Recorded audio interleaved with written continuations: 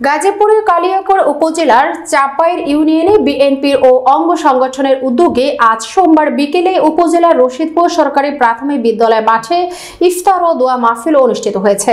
মহান স্বাধীনতা ঘোষক শহীদ প্রেসিডেন্ট জিয়াউর রহমানের রুহের মাগফিরাত, সাবেক প্রধানমন্ত্রী দেশনেত্রী বেগম খালেদা জিয়ার সুস্থতা, বিএনপির ভারপ্রাপ্ত চেয়ারম্যান তারেক রহমানের দীর্ঘায়ু কামনায় বিশেষ মোনাজাত করা হয়।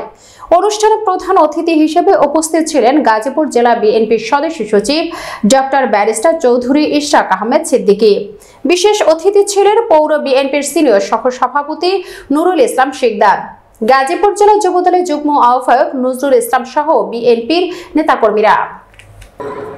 গাজীপুর জেলা বিএনপির নবগঠিত সংগ্রামী আমার আজকে এই রশিদপুর মাঠে এসে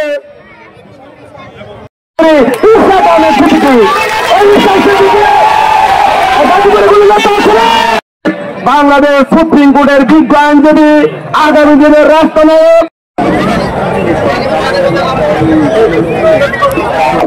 শ্রেষ্ঠ সহচর চৌধুরী ইশরাক আহমেদ সিদ্দিকীকে গাজীপুর জেলা ঘনিষ্ঠ নেতৃত্ব, তার ঘনিষ্ঠ সন্তান দীর্ঘ 65 থেকে 70 বছর ধরে আমার বাবা চৌধুরী তানভীর আহমেদ সিদ্দিকী সাহেবকে প্রাণ দিয়ে ভালোবাসা দিয়ে এসেছেন সেই মার্চ মার্কার ইলেকশনের পক্ষ থেকে সমর্থ থেকে।